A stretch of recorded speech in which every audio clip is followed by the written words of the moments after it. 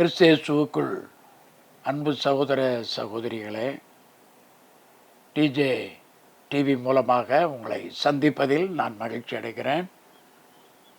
இந்த கில்கால் ஆறுதலின் நேர நிகழ்ச்சிக்கு உங்களை நான் வரவேற்கின்றேன். இந்த டிவி நிகழ்ச்சியானது கிறிஸ்தவர்களுக்காக ஒளிபரப்பப்படுகிற நிகழ்ச்சி கிடையாது. இது எல்லா ஜனங்களுக்காகவும் மதிப்பிற்கும் மரியாதைக்கும் உரிய எல்லா மனிதர்களுக்காகவும் இந்த செய்தி, இந்த சேனல் ஒளிபரப்பப்படுகிறது. ஆகவே இது ஒரு மத பிரச்சாரம் கிடையாது.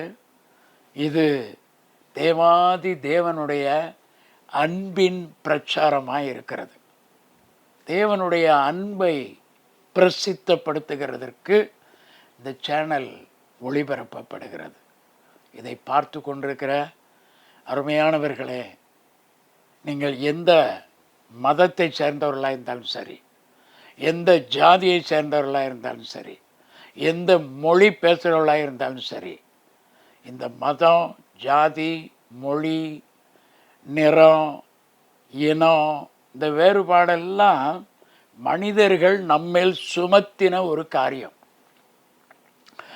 வேதம் சொல்லுகிறது, தேவன் ஆதியிலே மனிதனை ஆணும் பெண்ணுமாக சிருஷ்டித்தார். தேவ சாயலிலே சிருஷ்டித்தார். தேவனுடைய ரூபத்திலே சிருஷ்டித்தார்.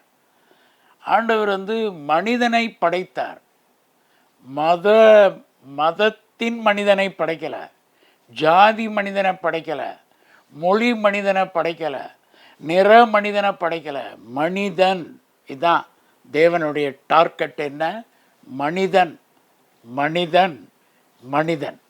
ஆகவே நம்ம மதம், ஜாதி, மொழி, இனம், நாடு இதெல்லாம் நம்ம மேலே வச்சுக்கிட்டு அந்த கண்ணாடியை ஒருத்தருக்கு ஒருத்தர் போட்டுக்கிட்டு ஒருத்தர் பார்க்கறதுனால நமக்கு மனிதன் அப்படிங்கிறதே தெரிய மாட்டேங்குது. ஒருத்தரை பார்க்கும்போது, நான் ஒருத்தரை பார்க்குறேன், அவர் எனக்கு முன்னாடி தேவனால் படைக்கப்பட்ட, தேவ சாயலின் படைக்கப்பட்ட ஒரு மனிதன் அப்படின்னு பார்க்குறதுக்கு பதிலாக இவர் எந்த ஊருக்காரரு, என்ன ஜாதிக்காரரு, என்ன மொழி பேசுகிறவர், அப்படித்தான் பார்த்து பார்த்து பார்த்து பழகிட்டோம். அதே மாதிரி தான் வீட்டுக்குள்ளேயும் எனக்கு கர்த்தர் கொடுத்த வீடு, எனக்கு கடவுள் கொடுத்த குடும்பம், எனக்கு கடவுள் கொடுத்த வாழ்க்கை, எனக்கு இந்த வீடு, இந்த குடும்பம் கடவுளால் கொடுக்கப்பட்ட ஒரு பெரிய பொக்கிஷம். என் மனைவி, என் தாய் தகப்பன், என் பிள்ளைகள், என் உடன்பிறப்பு, இந்த ஃபேமிலி அட்மாஸ்பியர் கடவுள் எனக்கு கொடுத்த கிஃப்ட்டு அப்படின்னு பார்க்கறது இல்லை. அதையும் எப்படி பார்த்துடுறோம்? படிப்பு, வேலை, சம்பாத்தியம், வசதி, வாய்ப்பு, பக்கத்து வீட்டுக்காரனை காட்டில் நீ என்ன பெரிய சம்பாத்தியம் பண்ணிட்ட, உயர்ந்துட்ட, நீ என்ன சாதிச்சிட்ட, இப்படி ஒரு பார்வை வீட்டுக்குள்ளே இருக்கிறதுனால அந்த வீடு பரலோகமாக இருக்கிறதுக்கு பதிலாக நரகமாக போய்விடுகிறது. ஆகவே இந்த வார்த்தையை கேட்டுக்கொண்டிருக்கிற நீங்கள் யாராக இருந்தாலும் சரி, முதலாவது நான் உங்களுக்கு சொல்லுகிற செய்தி என்ன தெரியுமா? இயேசு கிறிஸ்து உங்களை நேசிக்கிறார். இயேசு கிறிஸ்து உங்களை நேசிக்கிறார். இயேசு கிறிஸ்து உங்களை நேசிக்கிறார். பல வருடங்களுக்கு முன்பதாக நான் மலேசியாவிற்கு ஊழியத்திற்கு போயிருந்தேன். அப்போது அங்கே பகலில் ஒரு நாள் ஃப்ரீயாக இருக்கும்போது மிகப்பெரிய ஒரு கார் ஷோரூமுக்கு அந்த பாஸ்டர் என்ன அழைச்சிட்டு போனார். அங்கே விற்கிற காரோட ரேட்டு எல்லாமே 1 கோடிக்கு மேலே தான்.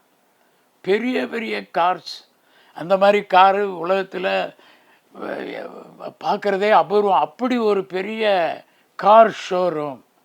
அங்கே போய் அந்த காரெல்லாம் எனக்கு காட்டினாங்க. நான் பார்த்து கொண்டிருக்கும் பொழுது மிக உயர்ந்த ஒரு டால் ஃபிகர், பாகிஸ்தான்லேருந்து ஒரு நண்பர் வந்திருந்தார். அவரை எனக்கு அறிமுகப்படுத்தினாங்க. இவர் இந்தியாவிலேருந்து வந்திருக்கிற பாஸ்டர் அப்படின்னு சொல்லி. அப்போ எனக்கு கை கொடுத்தாரு. நான் சொன்னேன், Jesus loves you dear brother என்று சொன்னோன்னே அவருக்கு கோபம் வந்துருச்சு.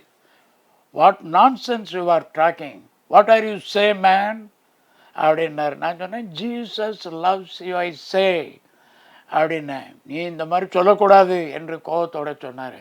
Again I say Jesus loves you அப்படின்ன உடனே அவர் உன்னை தூக்கி உள்ளே வைக்க போகிறேன் பாரு அப்படின்னாரு.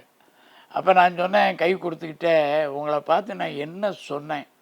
ஒருத்தர் உங்களை நேசிக்கிறாருன்னு சொன்னேன், அன்பாக இருக்கிறாருன்னு சொன்னேன்.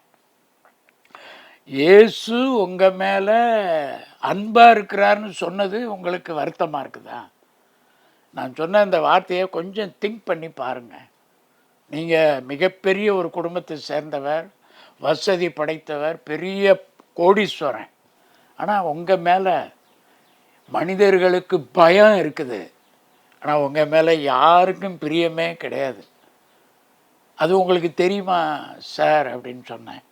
அவர் அப்படியே அந்த கோபத்தை விட்டு கீழே இறங்கிட்டார். அப்புறம் என் கையை கொடுத்தார், எனக்கு ஜூஸ் வாங்கி கொடுத்தார். அப்போ தான் சொன்னேன், கொஞ்சம் யோசித்து பாருங்களேன், உங்களை பார்த்தாலே மக்களுக்கு மரியாதை இருக்காது, பயம்தான் இருக்கும். ஆனால் இயேசு கிறிஸ்து ஒருத்தருக்கு தான் உங்கள் மேலே அன்பு, பிரியம், பாசம் எல்லாமே இருக்கும். ஏன்னா அவர் மனிதர்களை நேசிக்கிற அன்பு தெய்வம்.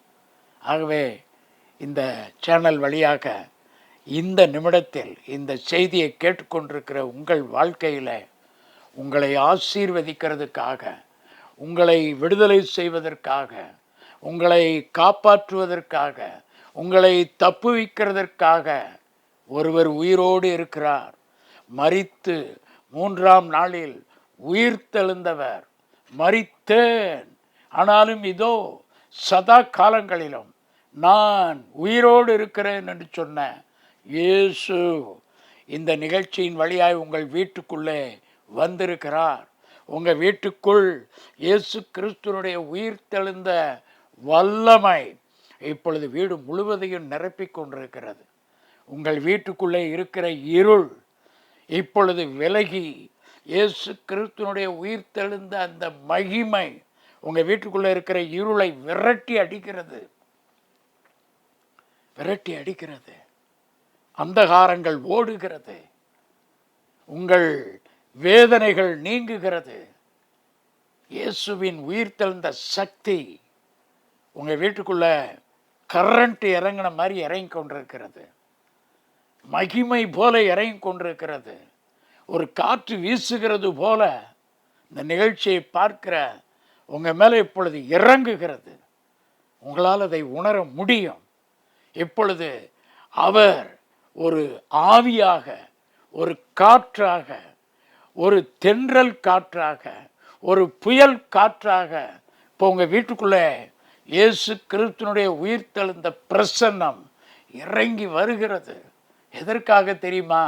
உங்கள் துக்கத்தை சந்தோஷமாய் மாற்றுவதற்காக, உங்கள் பாவங்களை மன்னித்து உங்களை ரட்சிப்பதற்காக, உங்கள் வேதனைகளை நீக்கி உங்களுக்கு சமாதானத்தை கொடுப்பதற்காக, உங்கள் வருத்தங்களை நீக்கி உங்களுக்கு இளைப்பாறுதலை கொடுப்பதற்காக இயேசு இன்னைக்கு உங்களை தேடி வந்திருக்கிறார்.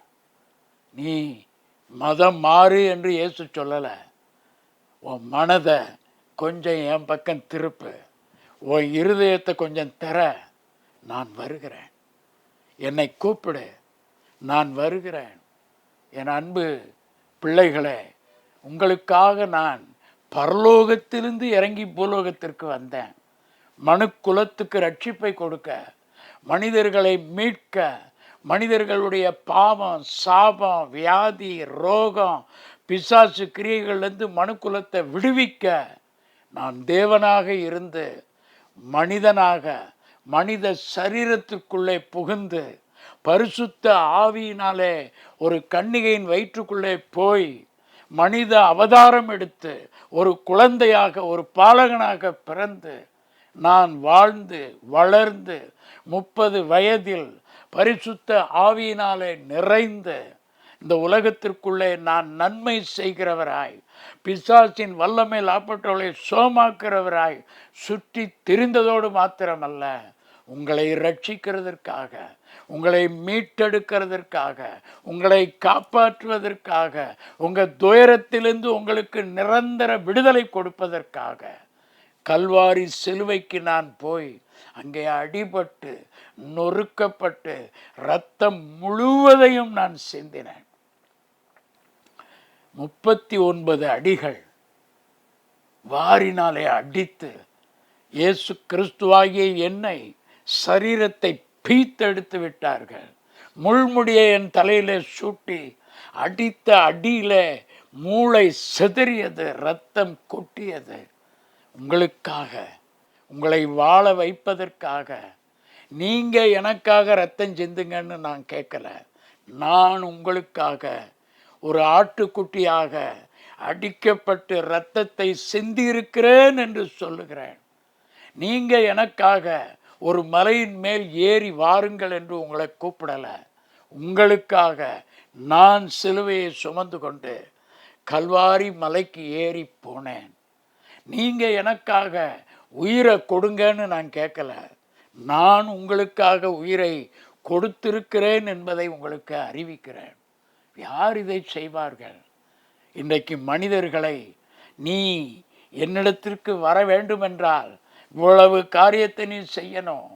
முள் படுக்கையில் படுத்து எந்திரிச்சு வா, அல்லது முள் தரையில் ஏறி நடந்து வா, மலையில் ஏறி வா, அங்கே வா, இங்கே வா, அதை கொடு, இதை கொடு, அந்த பலி கொடு, இந்த பலி கொடு என்று கேட்டுக்கொண்டிருக்கின்ற அந்த காலகட்டத்தில் உங்களுக்காக நீங்களும் நானும் எதையும் இயேசுவுக்கு கொடுக்க வேண்டியதில்லை.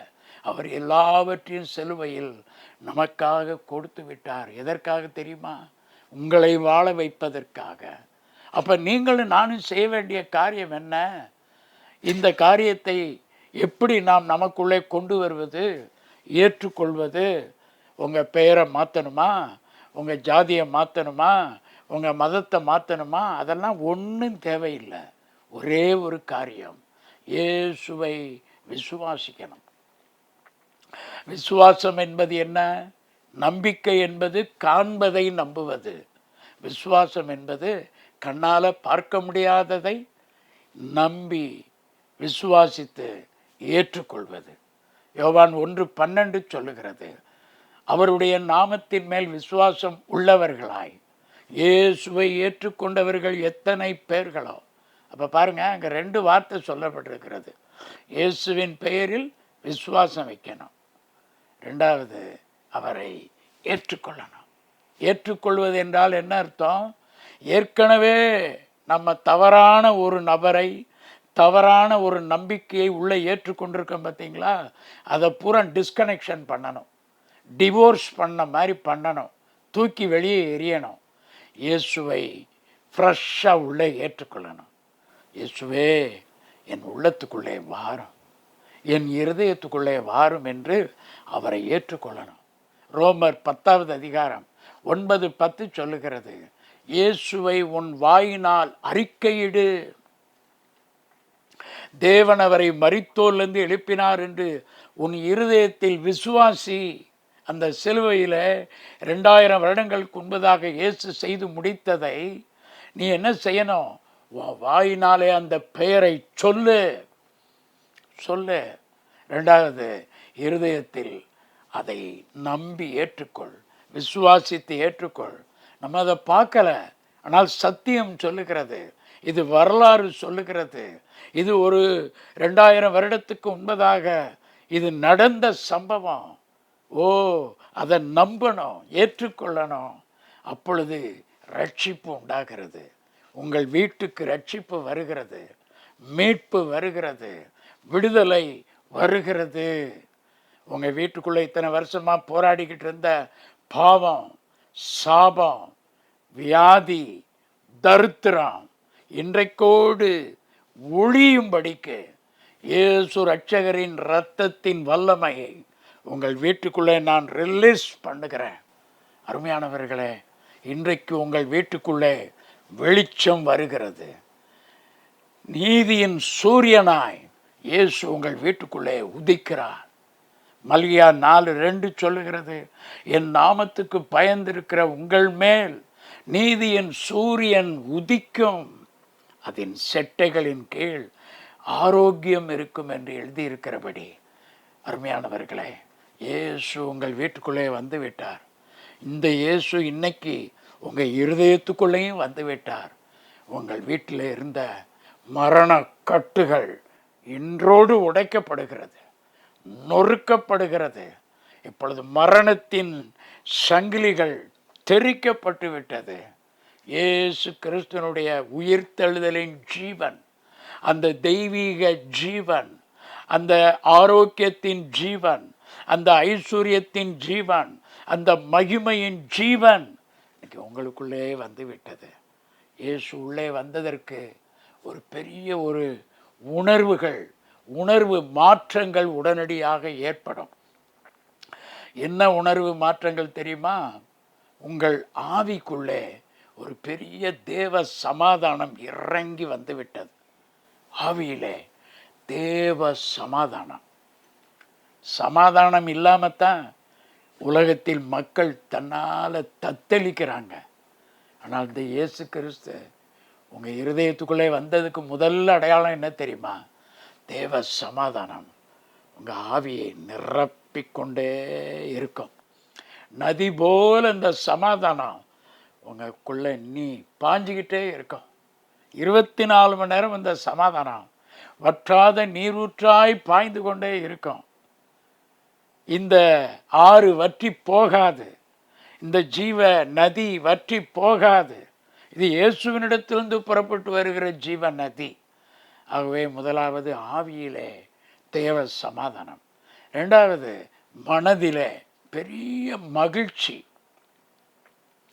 அதுதான் ரெண்டாவது உணர்ச்சி மாற்றம்.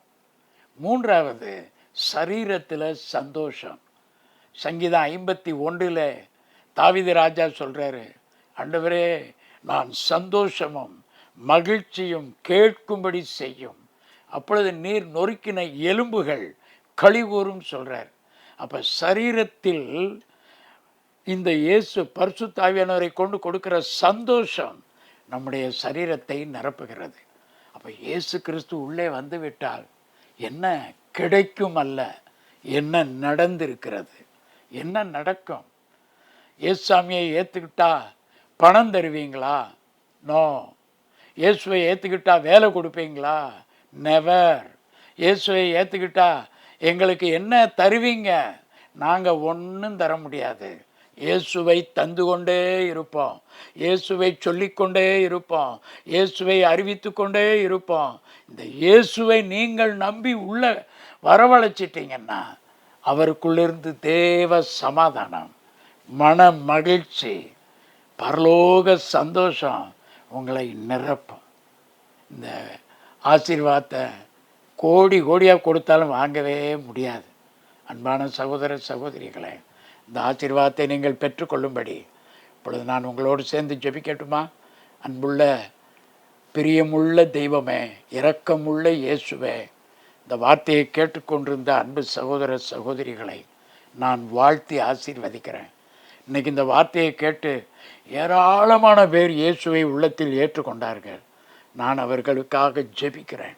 இயேசுவே, நீர் அவர்கள் இருதயத்திற்குள்ளும் அவங்க வீட்டுக்குள்ளேயும் கடந்து போய் இருளை வெளிச்சமாக்குவீராக, சந்தோஷத்தால் சமாதானத்தால் மன மகிழ்ச்சியால் நிரப்புவீராக. இவங்க வீட்டுக்குள்ளே இருக்கிற துக்கம் சந்தோஷமாவதாக, மன நிம்மதி உண்டாவதாக, சுகபலன் ஆரோக்கியம் உண்டாவதாக, குறைவுகள் நிறைவாவதாக. இனி ஒவ்வொரு நாளும் நன்மையான காரியங்களை இவர்கள் பெற்றுக்கொள்வார்களாக. அப்படி செய்கிறதற்காய் நன்றி. இயேசுவின் நாமத்தில் பிதாவே, ஆமென். God bless you. God bless you.